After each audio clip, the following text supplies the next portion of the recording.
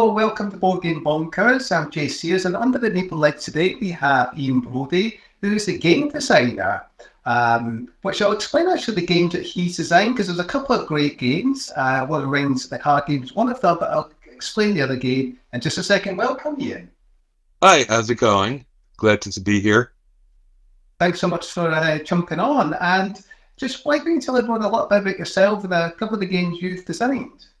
I live in Massachusetts in the United States, and I've recently designed the War of the Ring, the card game, although it actually was a 6, 7 year process of designing it.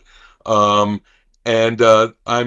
also known for the Quartermaster General series, which are, light war games, Euro sort of Waro games, and otherwise, what can I say? I formerly had jobs in technology, and I have a wonderful wife who's also my developer and chief playmate, and a teenage daughter who has a lot of attitude, but is otherwise awesome. I know where you're coming from with that one. So for those viewers, I'll just explain what this is all about. This is not a quiz. This is a Q&A, but with a twist. So what's the twist? Well, we'll be presenting 10 questions to a guest. However, they'll be drawn from this bottle. So our guest has no idea what the questions will be, and we have no idea which questions will be coming out. Now, when we finish with those 10 questions, we'll move them to the side so future guests coming on will 10 completely new, unique questions, keep it fresh each time. So, will our guests thrive under the Meeple lights, or will they be a little bit nervous? Well, we're about to find out as we present 10 questions to Ian. So, Ian, are we ready? Yeah, ready to go. Fantastic. So, we'll drop the first question. And I will say there's a few fluffy questions in here, but the majority are related to the board game industry. So, we'll see what we've got as the first one. So, question number one. So, what is the biggest challenge you face when a decision that was supposed to solve something has now become a problem? What is the challenge when the fix becomes the problem? Usually, I'll go back to the original thing I was trying to fix and look at that again. In the end of a design towards the end of the sort of, I'll say, alpha process, all sorts of things for me get cut. And it's so like things that are extra, whatever to do. And a lot of times, if I'm trying to fix something, probably the original rule is too fussy or possibly not granular enough. But usually that's a good sign. Sometimes you have to just like even important concepts be willing to reevaluate. Yeah, absolutely. And I'm sure there's many game designers that will think, well, I think, this is going to be a great solution. And then perhaps they find out actually this has caused another problem or a knock-on effect to something else. That's right. And also a lot of times, if a solution is too corner case, then people forget about it, and then it just becomes the rule that nobody remembers. Which I was playing a game recently that is a very well regarded game, and I won't say which, but 3 different reviewers I read said this is the rule that nobody remembers, but it's really important, and it only happens once or twice in the game. Okay, continue. Go ahead. And I suppose sometimes it's good to have a kind of almost like a rule reminder or key rules. I've seen that in some board games with the back of a rule book or the kind of maybe the second last page where kind of key concept rules just to remind you. Yeah, I think for the most part, those are usually. I think the key concepts are important when you're getting to play, or when you need some specific wording, if there's a timing or something complicated. But actually, the thing is with glossaries is usually the problem is that the rule that everybody's forgetting is buried in the rule book in a weird way that the designer didn't quite realize. Like one of the things when I have play testers, some of the first few play tests, um, the I would argue with the playtesters, oh, it's in the rule book, blah blah, and then I realized, if they're not finding it, it's not well enough expressed, and I need to, even if even if it's in there, obviously I need to do more to bring that out. So, it's sort of, it's you learn, you basically accept everybody's criticism as valid. Yeah, I think there's a board game. I can't remember. I'm just looking over here, which it was. I think it's Castaways, and I really like that game. The rule book isn't the best, and there's a couple of key rules that are kind of in there between paragraphs, and you're kind of trying to hunt away, trying to remember what was it said again. It's not so easy to find. So it's a very good point. I'm just looking behind you. Have you either got a ghost in your property No, or my cat does not like the door being closed and pushed it open, and now I don't know if there's that, but yeah, right. It's like, that's how it goes. I felt like I didn't know. With the world of Zoom, that's sort of like I thought everybody knew that's going to happen. you don't want all those theories coming on about, oh, there's a ghost, a haunted place. Let's dive into question number 2 then. It is an old house. I have no idea.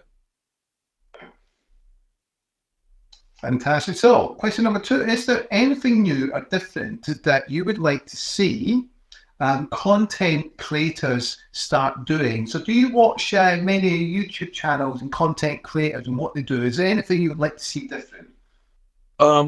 Okay. Yes. I'm here's gonna be like the big shocking news. I recently went on BGG and I deleted all of my 300 numeric reviews for games, all of them. I was just like, you know what? It stopped being meaningful, and I want content creators to stop having the last, like, as a designer, sometimes I'm just going to the last 15 seconds of a review to see what that number is. I want to stop doing that. I want that to not be the interesting part of it. And I want a content creator not to tell me why they like the game. I want them to tell me why I'll like the game.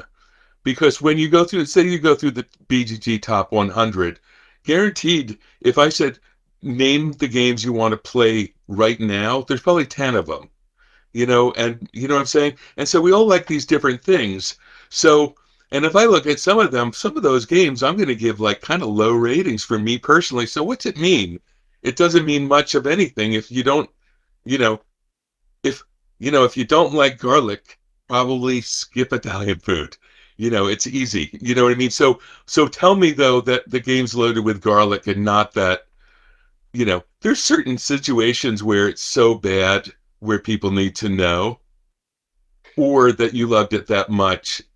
But I think that there is an assumed it's interesting. I feel like there's sometimes vloggers have an assumed intimacy with the audience that is because they're looking at a camera, and people are viewing it alone with the person, so that they assume that there's sort of an assumption that you might know what they like and don't like. But of course, people who are looking for reviews of games very frequently have never seen that vlogger before, and it's the first time they're seeing it because there's like, should I spend $60 on this game I'm thinking about? And so they're just looking for reviews of that game and not for you. No offense to you at all in any way, but I'm saying that that's, I think for a lot of people that's so that's my bit. How's that? Like, okay, so they're way too much. Point to right there, Ian. And I think, Alex and Board Game Co. simply does, he portrays the reviews really well, because what he does, he actually says this is what others may not like or may like. So he takes it from that perspective, which is great. And yeah, it's interesting looking at reviews that content creators do. I know, Tom Fazel and his team and the Dice Tower certainly try and do reviews differently, and they try and mix it up a bit. And they try and get different viewpoints as well, so it's not just one person. It can be difficult. A team, of course, it's difficult to do on your own.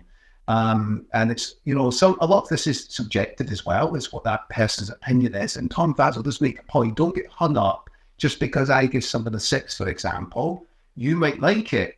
And I think that's a really good way to approach it as well. Just because you've given something a 5, I'm harsh when I give games ratings. But someone else won't love it just because I've given it a poor rating. You know, everyone's different in what they like. But I think it's been clear when you review a game that, yes, these are your subjective opinions, but it's also looking at what you may enjoy out of the game and what you may not enjoy. Hmm. Yeah, that's right. I think it's anyhow, that's what I would like to see from, and I think it's difficult to one of the things that's um difficult is that when there are actual problems with the, like you think compared to say restaurant reviews, if there's a problem, with restaurants we kind of know it, and we all feel the same way about it, and most of the time, like the food was off, the service was bad, um and trying to exhibit those sort of commonalities, like there was a game I purchased at a good price, but it had miniatures that were done the way that miniatures people like, in the kind of plastic, and they were super hard plastic, highly detailed. But getting them off the sprue was like, I'm not a miniatures guy, so I wasn't there with the clippers and carefully doing it. I just wanted to pop them off, and so half the infantry guys don't have guns. On this, so that to me, like, that's the sort of thing that, like, if you're the reviewer, you warn people, but then and then that'll fall, zeros or tens either way. For the miniatures people, they'll be like, thank God, goodness somebody made high quality plastic minis in a game that I can reuse. And other people will be like, this game looks terrible. So that's a perfect example of where but I really wish that but something that is tricky is that in terms of the badness, when there is a badness, I mean, like, I kind of feel like if it's not totally subjective, mention it, but if it is, like, why there's 10,000 games, to review, you know, like, why I mean, there are people who get criticized because they don't give bad reviews, and I used to think, yeah, maybe that's true.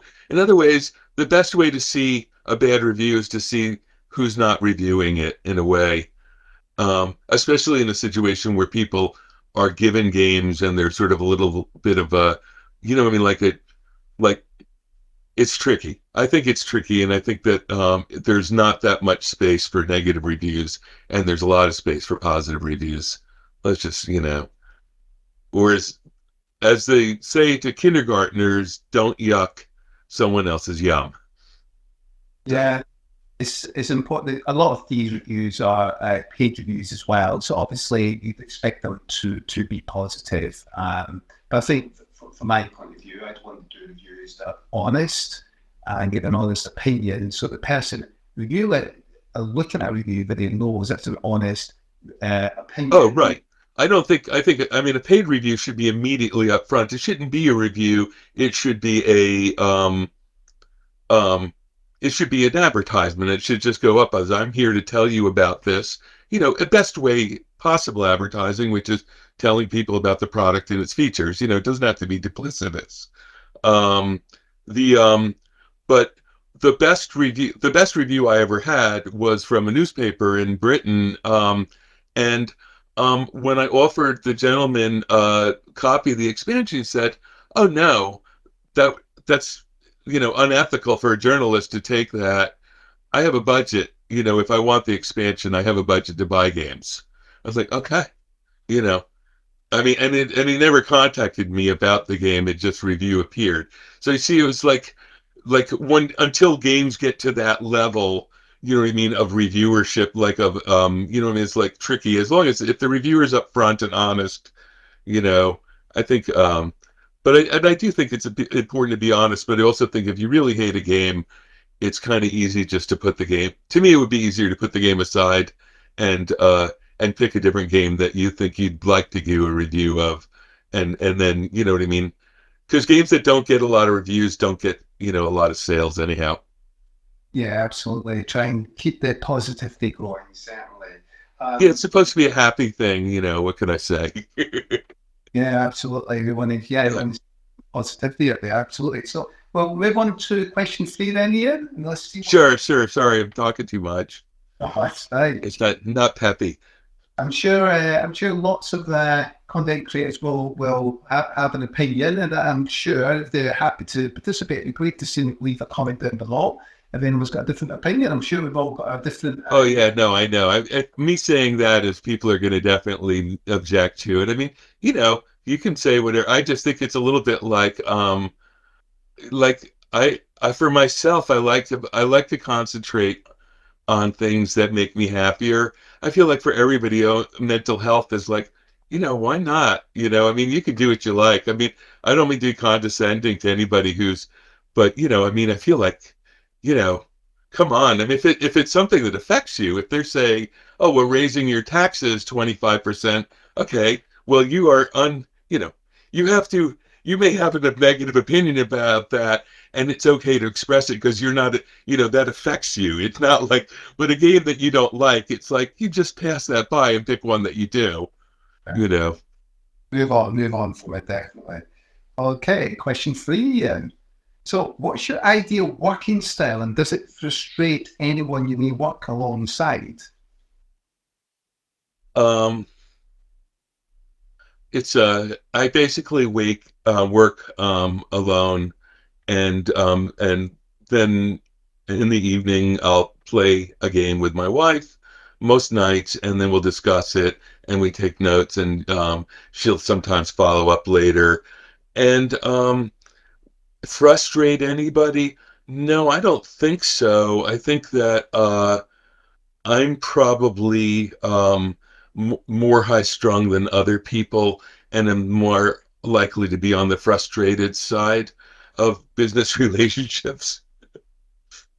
Yeah, everyone works differently, and it's I suppose if you're working alongside someone, especially when you're co-designing, it's important to, I suppose, communication up front and the working styles and who's doing what. So it's really clear that to try and avoid that frustration. I've had a few situations where I'm actually working on something right now with somebody really for the first time where I think it's going to go somewhere. I've worked on projects with other people that were not super, where it didn't happen. And, it's okay. I mean, I never felt like, I mean, the hardest thing is if you it's like artistic differences, really. And I think that for designers, it's not, I mean, it's such a bad paying job that to do it for any reason other than artistic, expression is like, I mean, there must be something better. But I mean, guaranteed. Well, you certainly got to be singing on the same page. We'll move on to question four then, Ian. So, I'm glad it's not hot wings. Hot that the thing where they eat different hot wings. yes, well, I see. Yeah, I mean, everyone works differently, don't they? And I suppose what's more complicated as well is when you're in different countries as well, and the time differences and how you're going to work around Yes. that. So there's lots of factors to take into account, which may frustrate someone. So on to our fourth question then. Do you use any feedback from comments? This might be a thought to somebody said earlier. Any feedback from comments on social media to make improvements? Yes and no.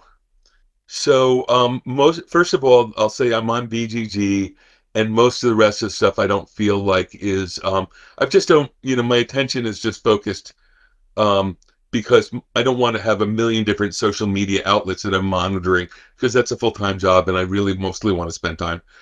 But basically, I tend to not comment. I definitely the biggest thing is when people talk about not understanding how a card or rule works. When I have to write the same sort of thing later, then I'll rewrite it to make it clear. I mean, that would be the most obvious thing. There are things where, now the thing where I feel like I shy away from is when people make a game that is sort of a big um, variant on my game, and I'll give you a specific example. There's somebody made sort of a house rules solitaire variant for the War of the Ring card game, and people seem to like it. but I haven't actually downloaded or looked at it. And the reason is because at the point where the person posted it, I was already working on my own thing, and I was like, I don't want to do it because I don't want the person to feel like I took their idea. And the other thing is that I had the liberty to rewrite all of the cards because we're just going to print a totally new set of shadow cards and sell them, and that person would not have that ability. So it's a little bit like, since structurally from the ground up I was rewriting it as a solitaire or co-op game, like it kind of would, I felt like getting involved would not be so just to make a different thing. And it's there's part of it is like for sort of legal reasons, because that's I mean, like a sort of a known thing that you're not supposed to look, especially when you're in the middle of something, even though that person posted it, obviously, without expecting, what I mean, any remuneration. But I also, if I get engaged with, if I were to look at it, then I would certainly, and thought the ideas were great, I would certainly expect to pay the person.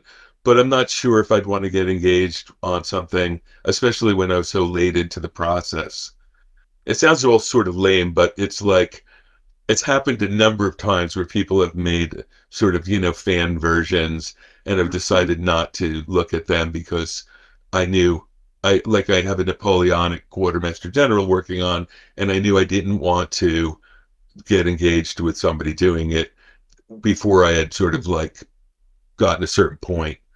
I'm on a sort of a different point, which I'm not sure all designers feel.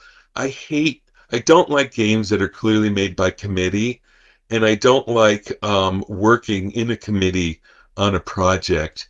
And a lot of times, and games are communication, and a committee or like a meeting room has qualities that mean the persuasive arguer may win the argument and have this apparent rightness, when a more critical analysis will reveal that somebody maybe who's more timid or isn't able to present their argument will end up, having the better solution, but because they weren't. So, like, for example, when I've managed technology projects and I had a lot of like non-native English speakers working for me, a lot of times I would make sure that no decisions got made at a meeting, just so that everybody would be able to later on come in and say, this is what's really happening on this thing. But I didn't know how to say that at the meeting. Yeah, it's an interesting viewpoint, certainly. And I'm sure we've seen games as well, haven't we, where someone is credited, a fan to say, the idea from, so that, that weighs around it. And, everyone's got a completely different viewpoint on this, and different ethical stands on what they believe in. And I'm sure there's positive, constructive feedback that you would get. And I'm sure there's the opposite feedback that comes through in social media and board game geek. Yeah, I mean, people. I, I'm so willing to immediately say you're right to people that I think I deflate them at times, and I'm also completely willing to disengage and just not argue. Like, okay, um, you know, it's the. I mean, like, it just doesn't solve anything. And one of the reasons why I don't like designing, like having prototyping and have a social media or a discussion group, is that people not only will they win an argument because they're more willing to engage in an argument, but also people get invest their egos into their ideas. And so they'll say, you should do this. And be like, well, I thought about it and I don't want to.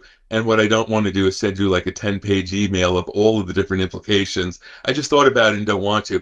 And then they come back and come back and come back. That early on when I was designing, I got into this with somebody and I realized, oh, he just was like, really liked this mechanism from a different game and decided that every game he plays should have that mechanism. And and therefore I'm making a mistake. Do you see what I'm getting at? And then it was only making worse and worse feelings. And this was in a private sort of forum. And so then I was like, okay. He basically dropped it. But in a public forum, it would basically do. I mean, to me, it would doom a game if the person was, convincing enough. You know what I'm saying? Yeah, It's there's, we know the ones to avoid, ones to embrace. And social media can be an amazing, wonderful place, but can also be an evil product of society. yeah. But that's obviously the way it is sometimes, and we know the ones to avoid. So we'll move on to question number 5 then, Ian. Okay, let her rip. I'm getting myself more and more. I'm like I'm digging a deep trench. We'll see how it goes. Well, are there any fluffy questions yet? So, okay, so this is quite an interesting one. So, what are your thoughts on board games being made available for digital download in apps and Steam? Okay, what are my thoughts about board games on digital apps like Steam? Yes, you have digital apps available. Games that are made into apps as well as games available. For example, Scythe is on Steam. You've also Right. games, so you've got those games available now in digitally. I mean, many of my games are available on Tabletop Simulator, Steam, and also Tabletopia. People have made modules.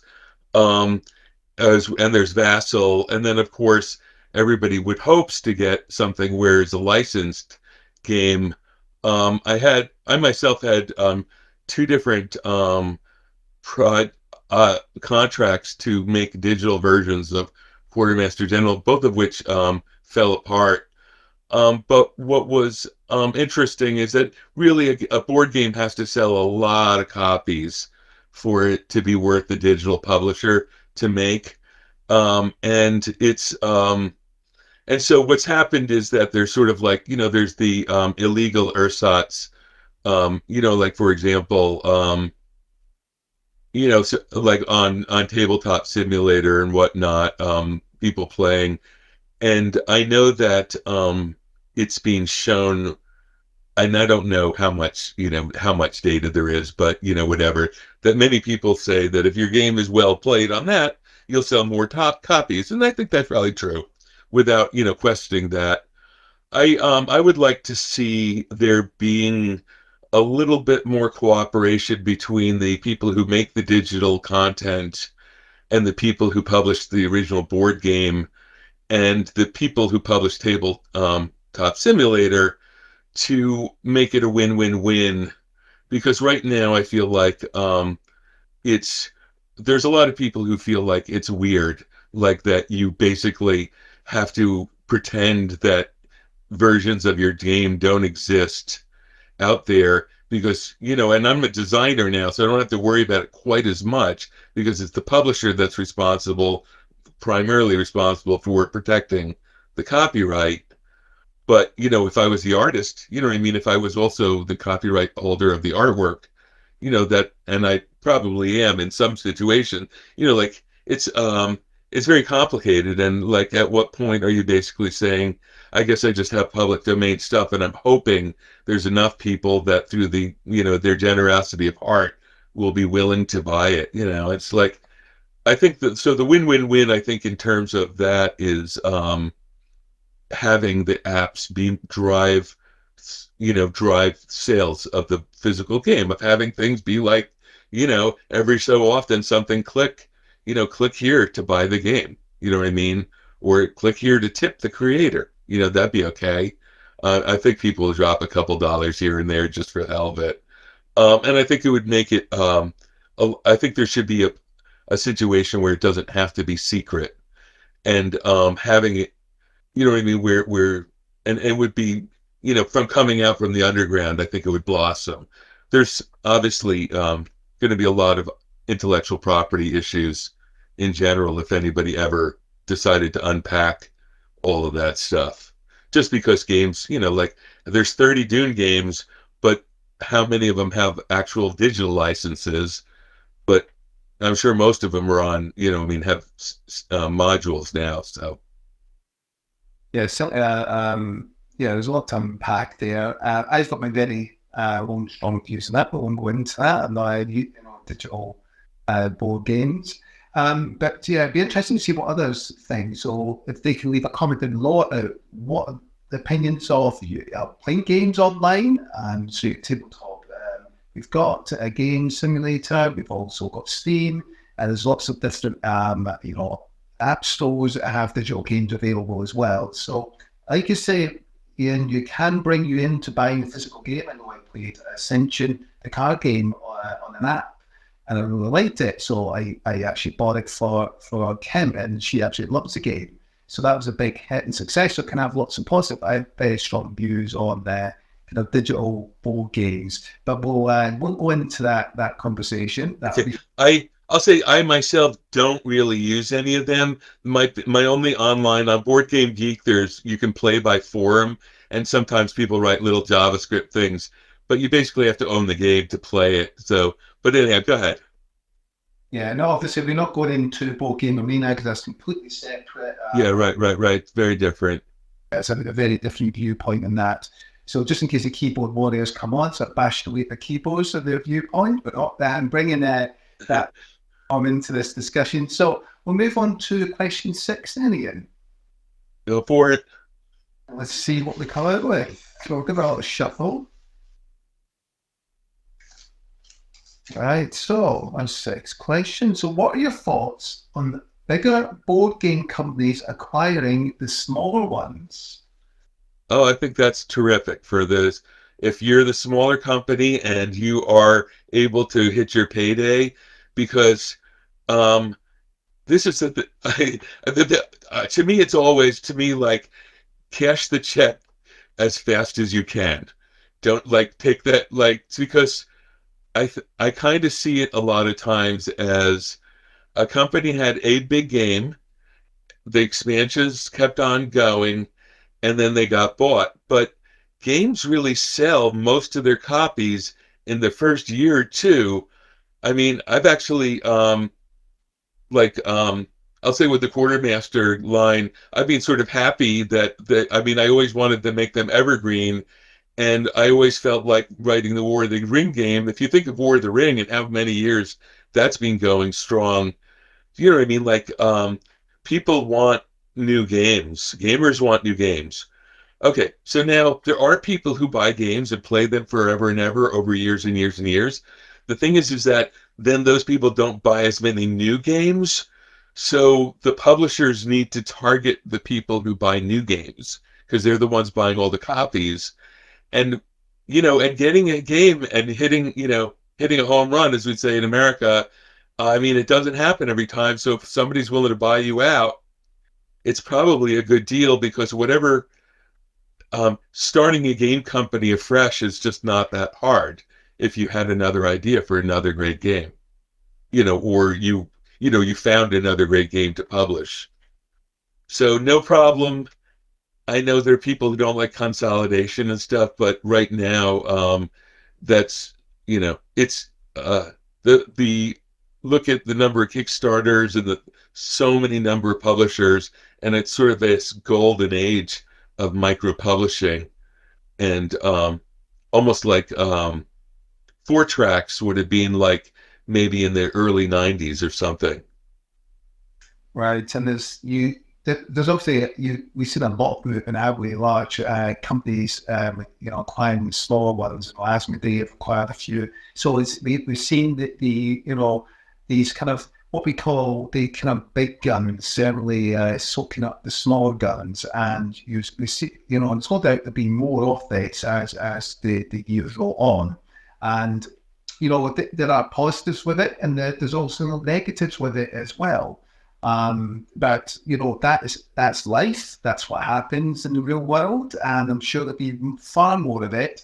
And you're right. Anyone can release a board game. You have the right skills, the right way of doing it, and setting up a publishing company to kind of start off. It is not easy starting a business. In case anyone thinks it's going to be a walk in the park, it takes a hell of a lot of hours and effort, and you do need some funds to kind of get this off the ground. But Right. there's lots of help guys there that everyone's interested in doing it. Yeah, it's well, I mean, you can see from the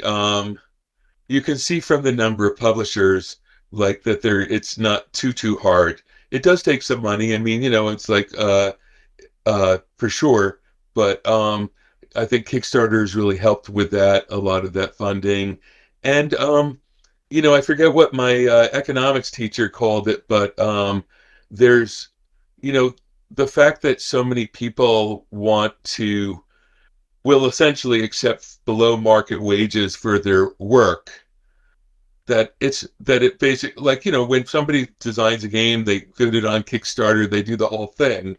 When you really, they say, how much did you make? And they'll tell you, and it seems like a nice amount. Be like, how many hours did you work? And it's like, what did they pay at the Tesco? Whatever, to make us more relevant. And you're like, oh, well, so that's not that actually a great a job. It's like, yeah, but I got to express myself, and be like, okay, so a great experience, but didn't pay your rent.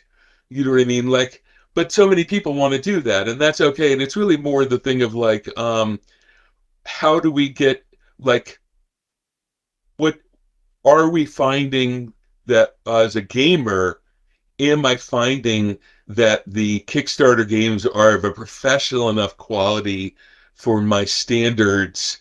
Have these things been developed or tested well enough? And also, is it like, will I be able to find other people who want to play it? I think that so many people are consuming so many games, and that's fine. That like, one thing you find is that easier games are slightly more popular as people want to consume more games, and also it gets to a broader audience, and you don't have to have 140 IQ to work out like how to play an SPI game from 1979. So you know it's so anyhow, but for whatever reason, and I do not think it's because of a declining attention span. I think that there is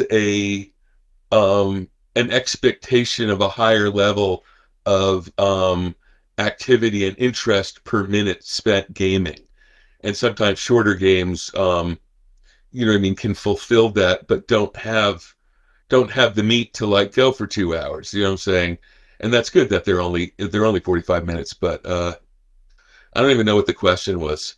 So yeah, it'd be interesting to see how things evolve with larger board game companies that are taking over these smaller ones and what they'll Yeah, do. yeah, right, right. I mean, the thing is that, so I think that it's happening. I feel like the biggest issue is that, and I think it's for American games, the thing that I've thought about most in terms of my own, like having the War of the Ring, the card game, I worry that all of a sudden, if, say, Asmodee and Hasbro merged, that, I mean, so suppose all of a sudden, that I'm no longer able to write War of the Ring, the card game, and I've invested, a lot of design. Nowadays, just like a movies, when you develop a game, you expect, if it's successful, that you'll, be able to, milk the cow for a few more seasons. And uh and so, there's that sort of intellectual property bullying. I don't see consolidation to, like, okay, I worked on Wall Street many years, and I've seen industries where there's consolidation, where there's near monopolistic, but between Games Workshop, Asmodee, Hasbro, and Ravensburger, there's a couple, second step down, you know what I mean? Like, I would say those are the, four bigger ones. And I don't even know if Ravensburger, so many puzzles, but I'm looking at it as like, you know, kind of public companies that have, like, I feel like those are the ones that would be most likely trying to buy up. And I don't know that all those companies are public, but companies that are the size that could be public, say, and are, have cash in the bank to acquire big properties. Yeah, I'm sure we'll see it more and more as we go on. Yeah. It's interesting to see that unravel. So we'll move on to our next question, Ian. So we're Okay. at number 7. Okay. So let's see what we got. What's the biggest value someone new starting off can bring to the board game industry? So, a new game designer, is there anything that they could bring to the board game industry? What should a new game designer bring to the board game industry? Um, I would say, um, that's really hard. You know, $100,000 would be a good start. Then, then that'll be enough to get your game printed and all the artwork done and into distribution with a small ad campaign. Um, Other than that, I mean, that you have to have some humility about knowing that who you're not going to be able to be, uh, like that you may have a great game or you might not, and whether or not it becomes a best-selling game may or may not be because it's a great game. I mean, they are correlated, but not perfectly. Um, I mean, I think it would be this, which would be one of my primary mottos is high hopes and low expectations. So that would be the main thing. Because if you want to get into it, because it should be because you have a great game idea. If it's because you think you love gaming and you'd love to be a designer, well, it's like, don't do that. That's like, you know what I mean? That's the world. There's enough bad games out there. If you don't have something that's really making you want to, and you should want to play your own game. And if you don't think, and you should want to play your own game as much as any other game, basically, like, because why wouldn't you change it? Or why wouldn't you just play the other game? Like, so when my many years ago, my wife had a game store, and on the weekends I was sort of the chief game master. It's a tiny little store. She sold costumes and crafts and T-shirts, but we had games, and sometimes some of the younger kids would show me a game design. I mean, like maybe not kids, but like younger teenagers who were and they would show me something that was like Pokemon or Magic or Yu-Gi-Oh, and I'd be like, well, what makes it better or more? Why would I want to play it other than that? It's like, oh, well, not really any reason. Like, well, you know, that's. I don't know if you have a pitch yet. Yeah, you certainly got to start somewhere, haven't you? And Yeah, it's a good way to express your ideas as well. And it'll be interesting to see as we have more game designers come on board and what they'll bring to the table, maybe some new game concepts. So it'll be interesting to see what we actually see in the future. Because I had this discussion with another game designer, the games seem to be quite overconfident these days compared to how they were, 15 years ago. Um, absolute, absolutely. That there's a lot of games where we like four mechanics and we're going to put them all together in one game, and part of it is because there's so many games and trying to put all those together to find some sort of secret ingredient sauce.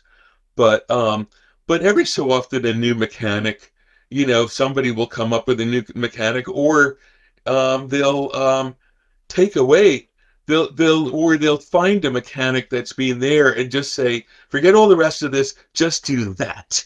And all of a sudden they'll be like, ooh, that's exciting, that's fun. I mean, one of the things in the quartermaster games that people have really taken to was the idea that it's a war game, but all you do is play one card and that's your whole turn.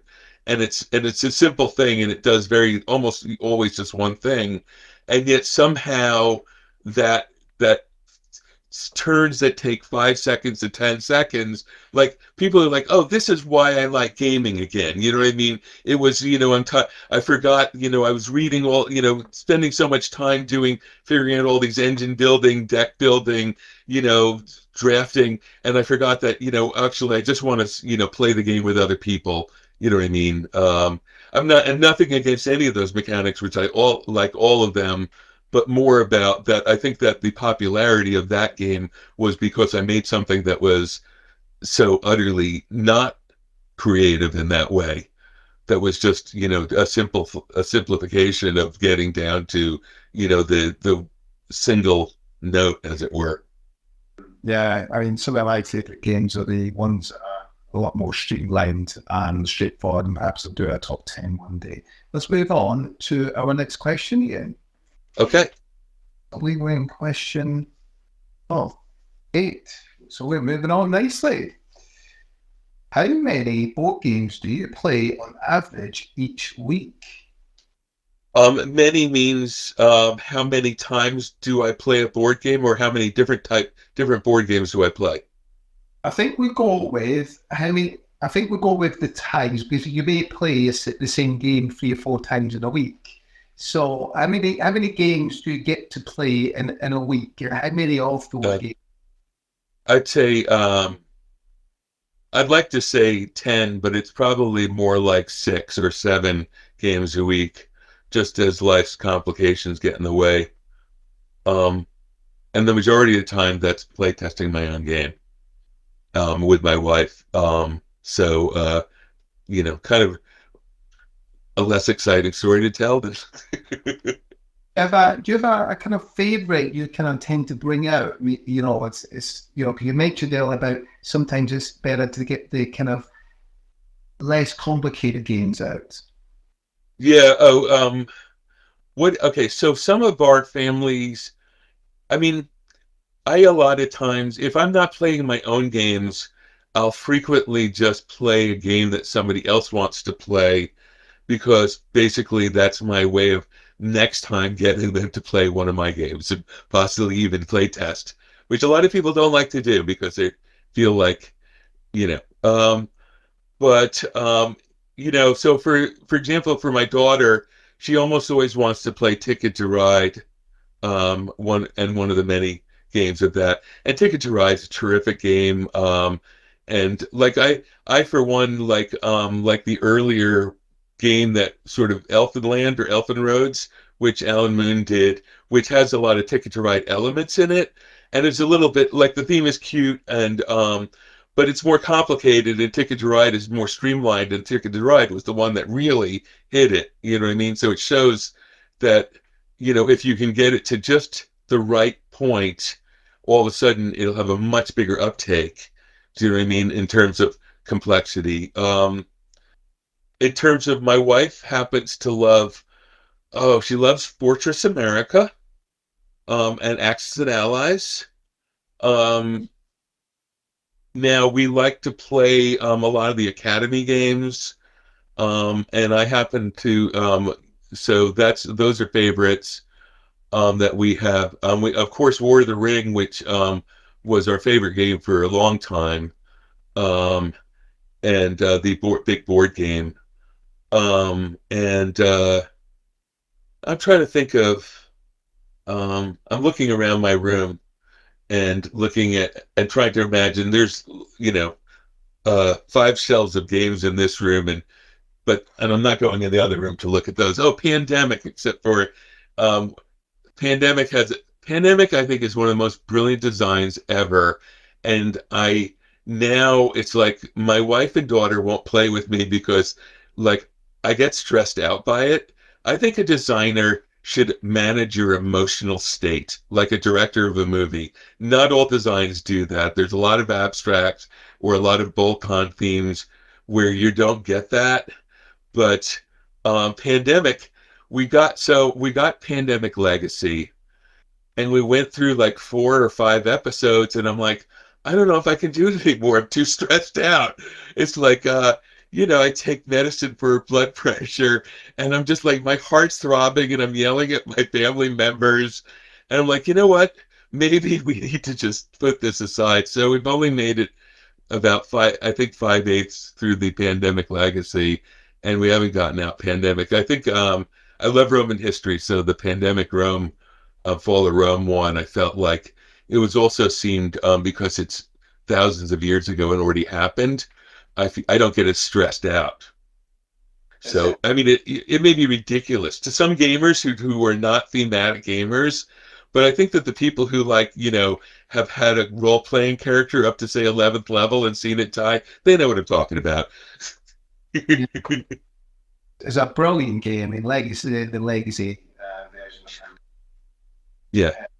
anyone's not tried it yet, I think you should give it a go because it's one of the best games that's ever been designed in the past. I actually still own Pandemic. I really do enjoy it, and I've got a few expansions for it. And yeah, so Axis and Allies. Actually, I believe it or not, have the Axis Allies and Zombies because we did a review. Well, actually, we did a video on looking at weird and strange board games, and that's one of the games we checked out. But I'll put the link in the description down below for those to check it out. And it's quite an interesting video and take on it. So we'll move on to our ninth question, Ian. Okay. Let's see what we come out the bowl. Right. Number 9.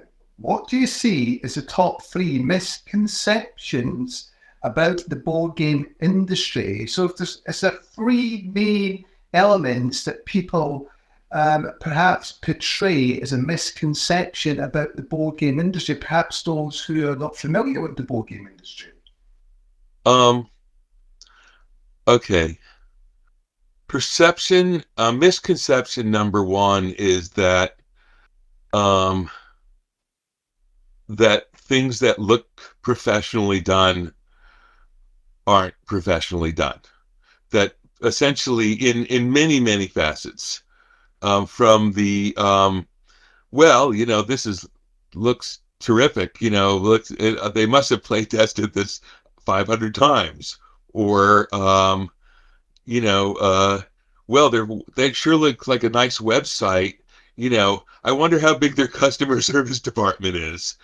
So I think that, and a lot of people, okay, so and one of the things is that there's a lot of people who have no concept of entrepreneurialism.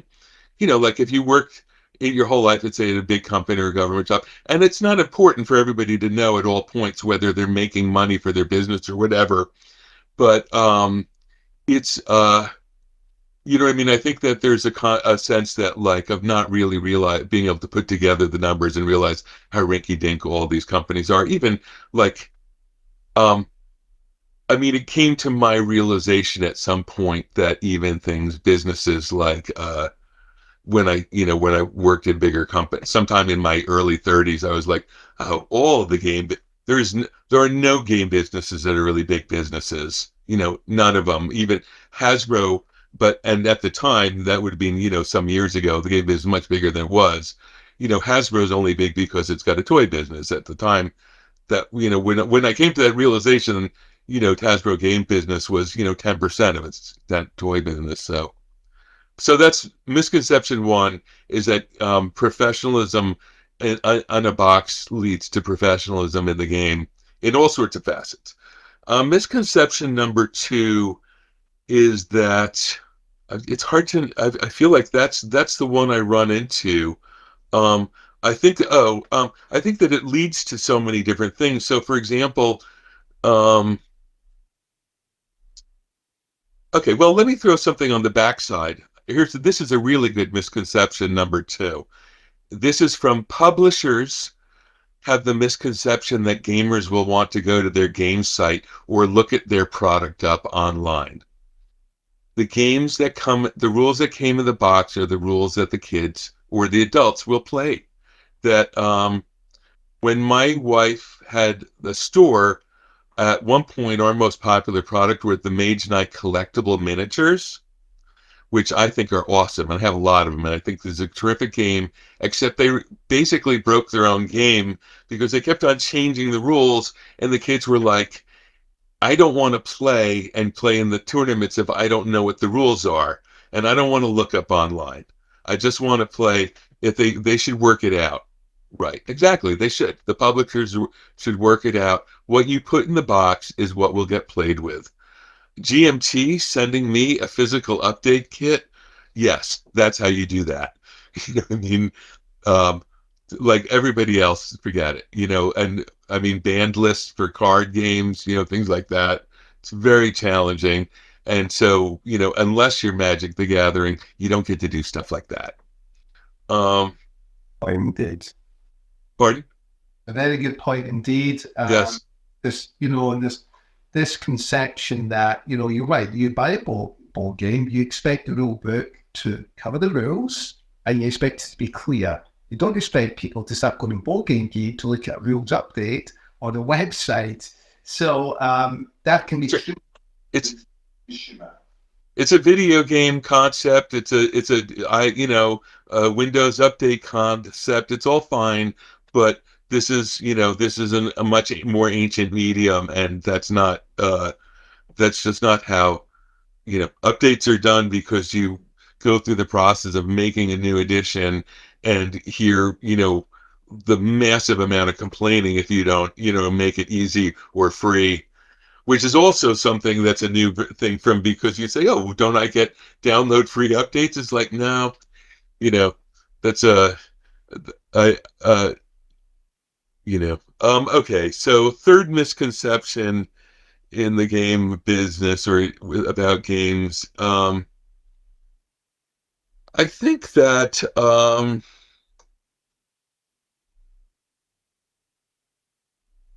I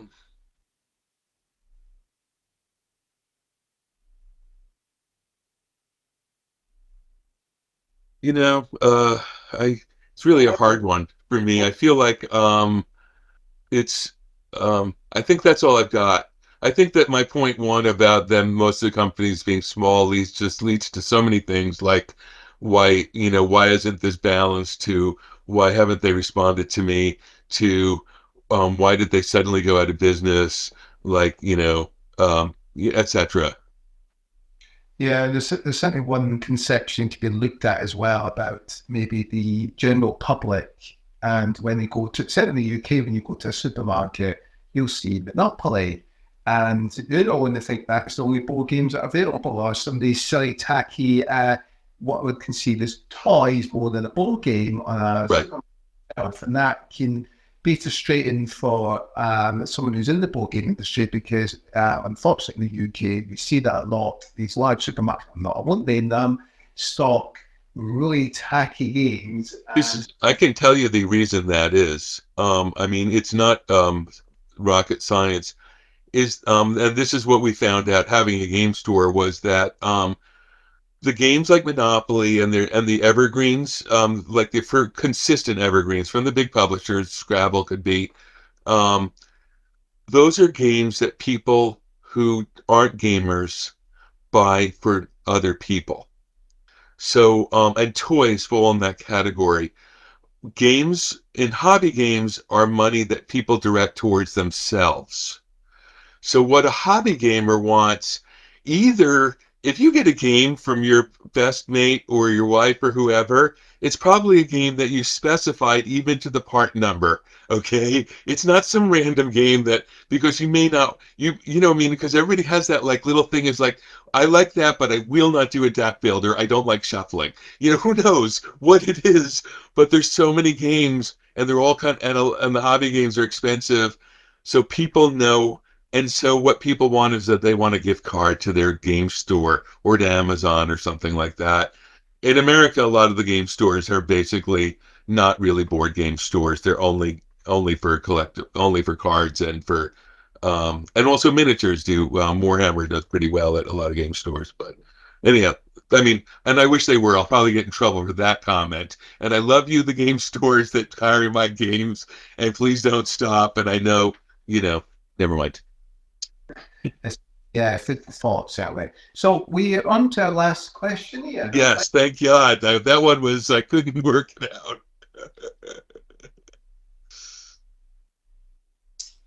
Right. So this is quite an interesting one. So when you browse online, which websites do you spend most of your time on outside of Board Game Geeks? It's more of a fluffy. Outside of Board Game Geek, this is like one of the here's a I mean, I'm on Facebook because my family is, I mean, like, and also for a little bit of marketing, but I have a lot of friends, but I feel like news sites. I'm a news junkie, so you know, uh, I mean, it's like Washington Post, Wall Street Journal, the Guardian, just I try to go. I mean, what can I say? I like factual news, and I'm not that keen on opinion news. Um, I know there's probably going to be people who say, "Well, the Wall Street Journal and the Washington Post are opinion news," but like whatever. Um, I mean, I think um, anyhow, that's for part of it is I just a lot of I really like foreign affairs. I have a master's in public policy, so I'm just interested in governmental affairs and politics. But I'm trying to think of sites that um, I follow the stock market, but um, I really like the site Jezebel, okay, which is a news site that's mostly targeted towards women. Gives you a good, nice viewpoint on like that maybe you're not always seeing as a guy, as a middle-aged guy. Um, and I get small factoids I can bring up with my daughter to make me seem like I am paying attention to Taylor Swift. Uh, Any tips for male viewers there? yes. Um, yeah, that's pretty. I feel like I should mention some sites, but that because of reviewers that give me nice But I'm not going to lie that it's mostly since Board Game Geek is where I sort of have chosen to engage with people who are gamers. I kind of use that. It does kind of feel like a lot of work, like answering questions and the rest is just because I don't you know I don't know how to figure out how to lower my blood pressure, so just watch the world news. Yeah, I'm sure there's, it's a good insight there, Ian. And well, that brings us to the end of our questions. Thank you so much for joining. And for our viewers there, if you haven't already done so, please consider subscribing to the channel and liking this video as well. And comment down below any particular highlights of today's show that you enjoyed. And perhaps you've got some questions you'd like us to present our future guests. Please let us know in the comments down below. And any links to anything we discuss, we'll put in the description down below. And we'll see you in the next round. So thanks so much for watching. That's all for that. JC, it's a big thank you to our guest, Ian Brody. And until next time, take care.